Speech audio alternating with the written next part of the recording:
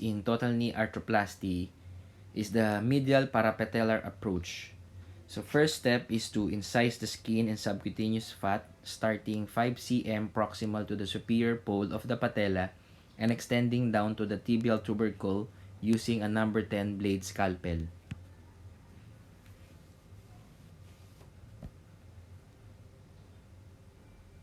Dissect the subcutaneous fat and fascial layers of the capsule.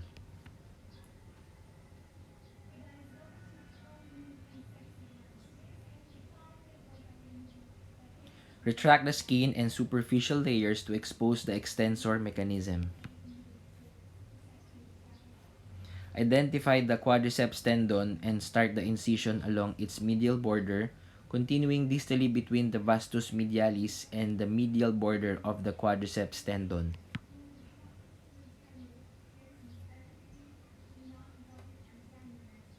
Continue the incision around the medial borders of the patella and the patellar tendon down to the tibial tubercle.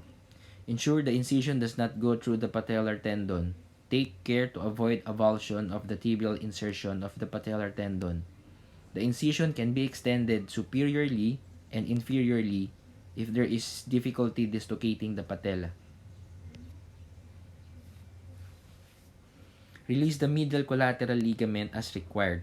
A full release may not be necessary. Extend the knee to dislocate the patella, then flex the knee back to 90 degrees and resect the infrapatellar fat pad for visibility.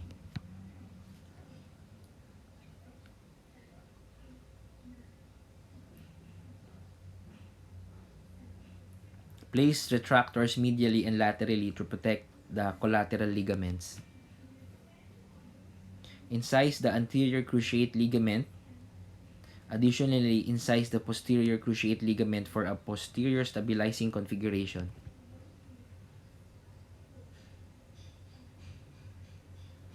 Place a retractor posteriorly in the femoral intercondylar notch to adequately expose the tibial surface.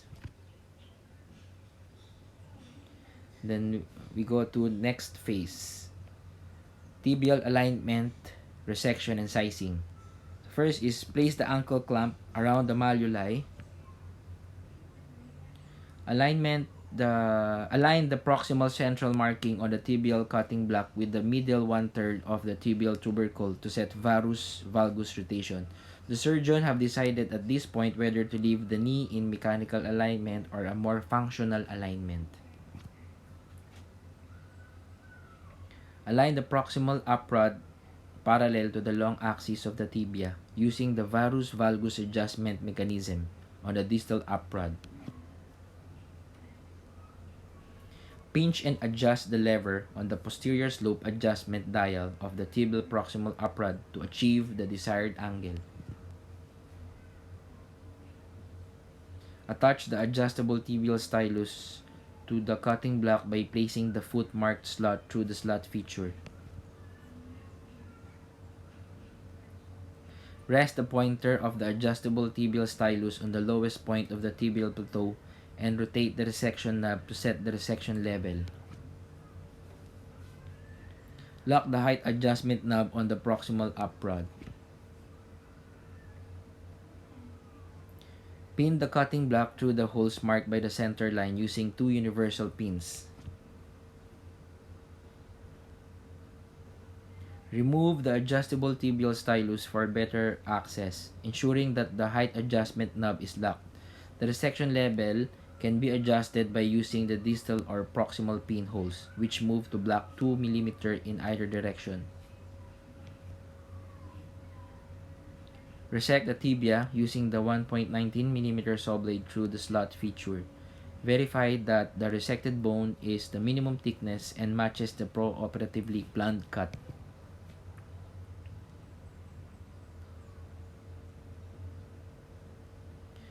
Assess the required size of the tibial tray against the resected surface. Remove the uprod assembly and universal pins.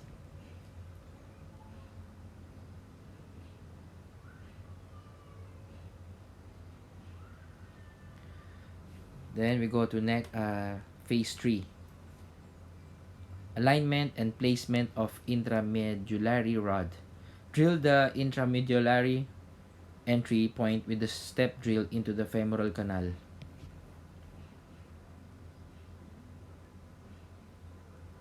Advance the step drill to increase the diameter of the entry point. Insert the IM rod into the femoral canal and slide the jig down the rod until the distal plate rests on the distal femur. Position the femoral cutting block on the anterior femur by rotating it until it is seated on the anterior condyles. Secure the cutting block to the femur with 2 universal pins through the holes marked with the center line. An optional third pin can be inserted through one of the divergent pinholes for more stability if needed.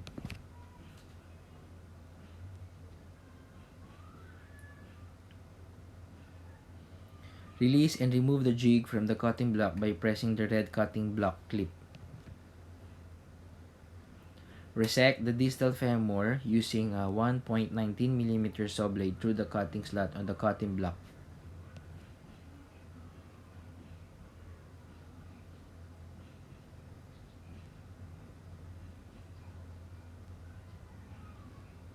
Remove the distal femoral cutting block. The pins can also be left in place to allow for a recut if required.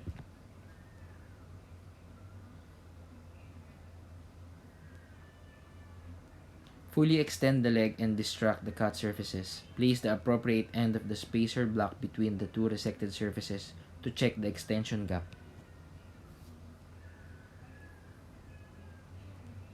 With the block in situ, the leg should be examined from the side of the table to ensure there is no fixed flexion deformity and from the end of the table to ensure there is no varus valgus deformity. Apply gentle varus and valgus pressure to the tibia with the spacer block in place. 1 to 3 mm of opening medially and laterally is desirable.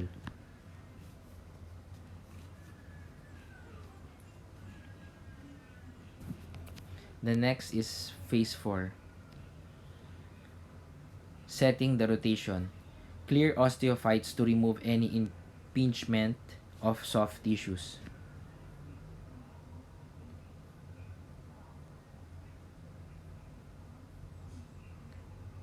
Mark white sides line and or the transepicondylar axis on the resected distal femur.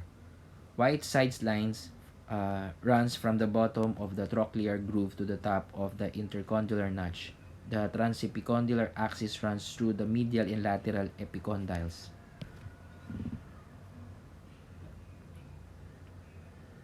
Place the measured sizing and rotation guide against the resected surface of the distal femur with the posterior feet placed on the posterior condyles.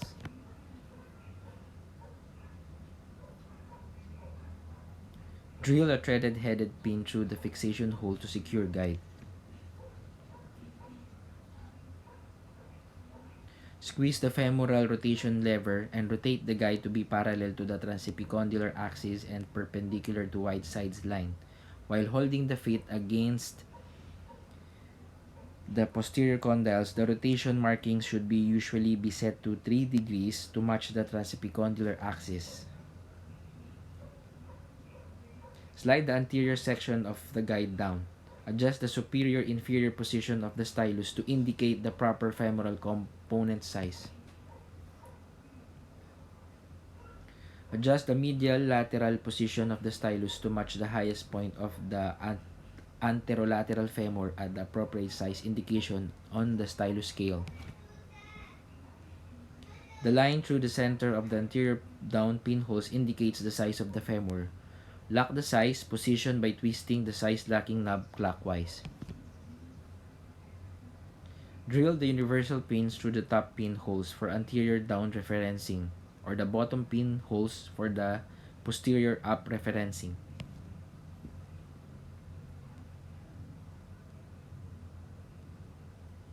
And then remove the threaded headed pin. Rotate the size locking knob counterclockwise to release the loosened stylus. Push forward so that it is no longer contacting the anterior femur. Remove the rotation and sizing guide, leaving the universal pins in place. The pins should be parallel to the trapecondylar axis. Place the AP chamfer block that matches the femur size over the two anterior or posterior universal pins in the pinholes marked with the center line. Okay, insert an angel wing blade into the sulcus window to confirm location of the cut and degree of rotation.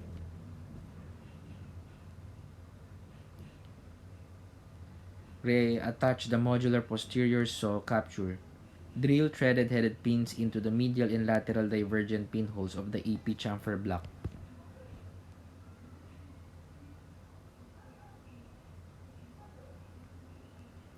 Remove the universal pins on the distal femur. Ensure that retractors are positioned to protect the medial and lateral collateral ligaments and the popliteal tendon.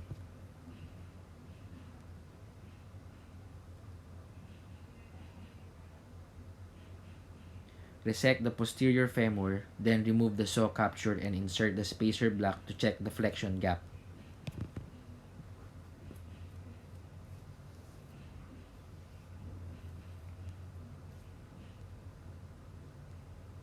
Resect the anterior femur, followed by the chamfer cuts.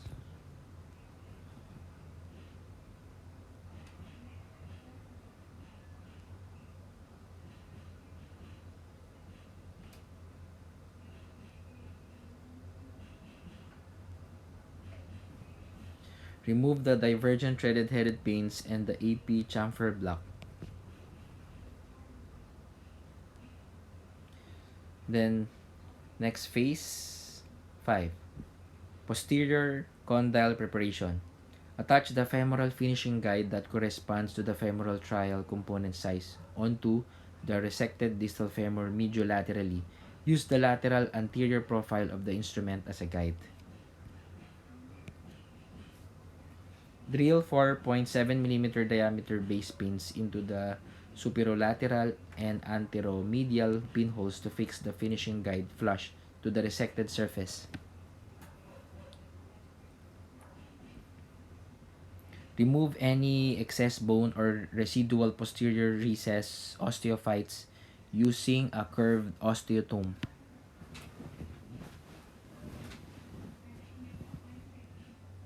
Remove the base pins using the drill and remove the finishing guide.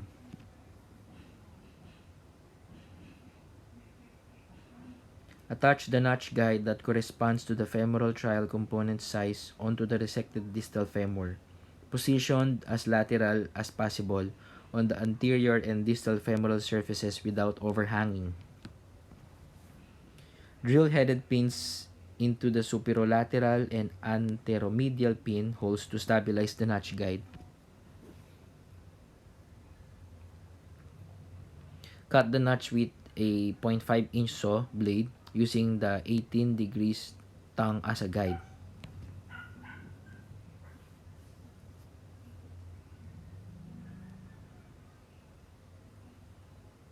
Remove the threaded headed pins using the drill and remove the notch guide. Position the appropriate femoral trial onto the femur. Impact as necessary using the femoral impactor. If the trial is not sitting properly, the bone cuts need to be rechecked. Select the tibial articulation surface trial with the appropriate shim and the fixed bearing tibial base trial. Place it onto the resected tibial surface using the alignment handle. Remove the alignment handle from the tibial base trial.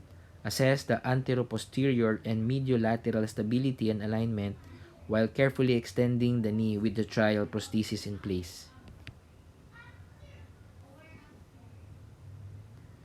Assess the knee in deep flexion to check the posterior femoral condyles are sufficiently prepared to prevent tibial insert impingement. Take the knee through a range of motion, ensuring the patella tracks optimally and there is no impingement of components.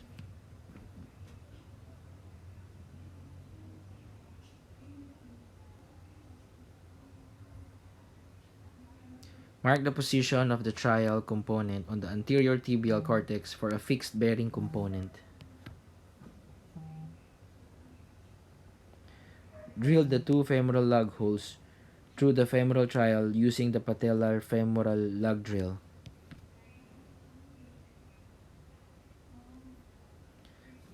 The next phase is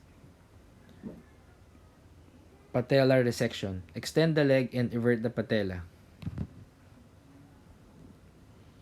Estimate the thickness of the patella using the calipers and evaluate the level of bone resection. Position the patella resection guide with the height gauge against the articular surface of the patella. Align the serrated jaws against the medial and lateral margins of the articular surface. Pull the clamp trigger to engage the largest tooth on the lateral, then the medial side. Rotate the patella until it is evenly balanced in the superior inferior plane. Pull the clamp trigger to fully engage the patella. Resect the patella using the 0.5-inch saw blade through the saw capture.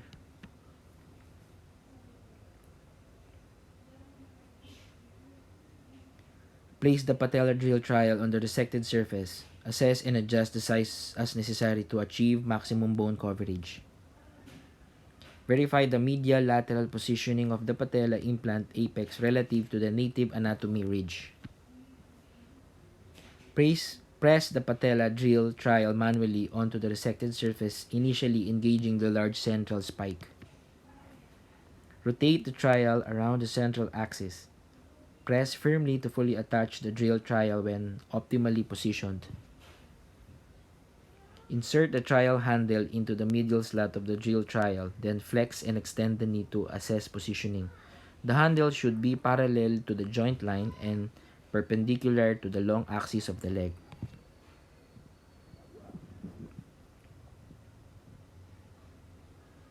Secure the drill trial using the patella modular clamp and drill the 3 holes through the guides using the patellar femoral lug drill.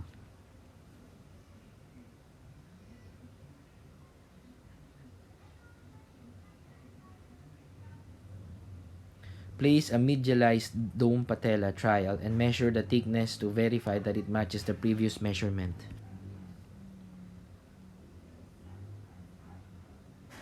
Take the knee through a range of motion to check patellar tracking, then remove all the trial components.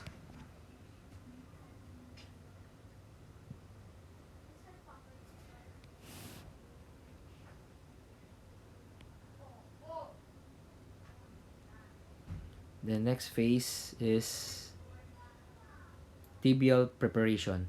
Ensure adequate exposure of the resected tibia by placing retractors posteriorly, medially, and laterally to protect neurovascular structures and collateral ligaments. Select the tibial base tray with the alignment handle and reinsert it on the resected tibial surface, ensuring it aligns with the mark on the anterior tibial cortex. Insert base pins through the 2 outside holes of the base trial for fixation.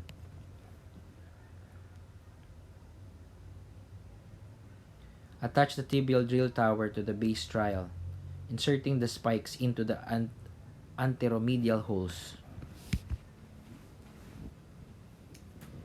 Rim the tibia using the tibial drill until the line mark on the side of the drill aligns with the top surface of the tower.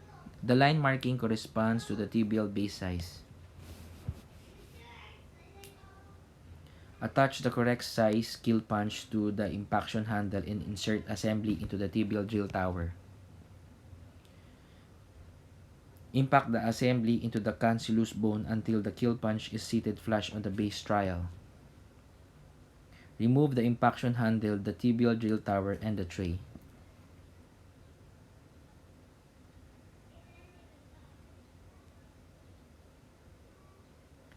And then the last phase, bone optimization and cleansing. Drill multiple 2 to 4 mm deep holes into the resected sclerotic bone surfaces and cleanse with pulsatile lavage to prepare the bone for good cement interdigation.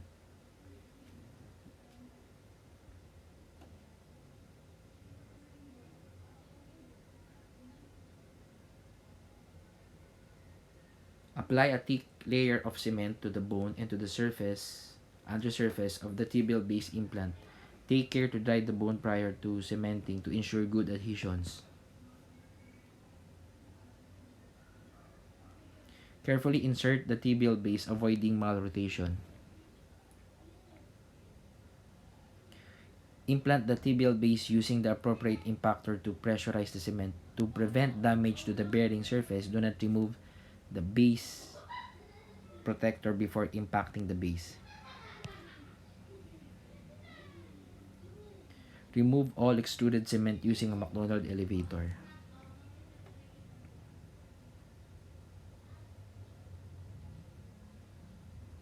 Apply cement onto the femoral component held by the femoral introducer and to the femur.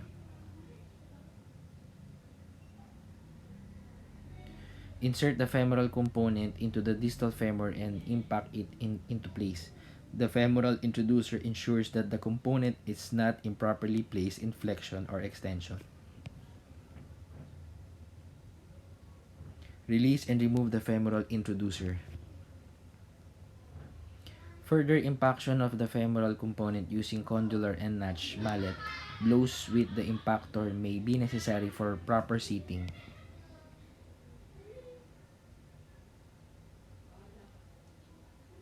Remove all extruded cement using a McDonald elevator.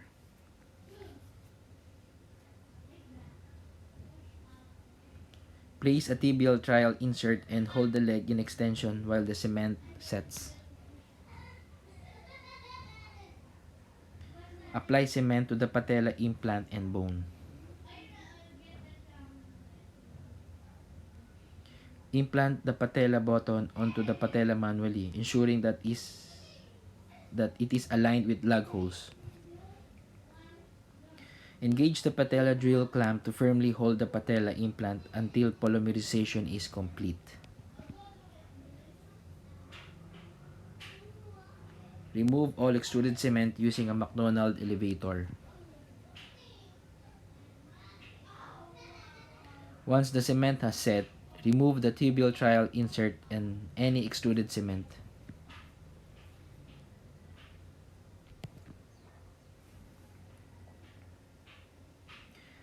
And then insert the fixed bearing tibial insert into the tibial base.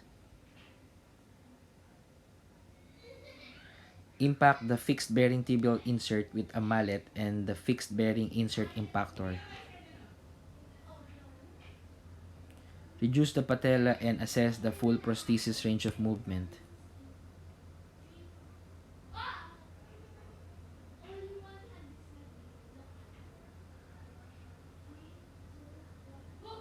And then close by layers using the surgeon's preferred technique.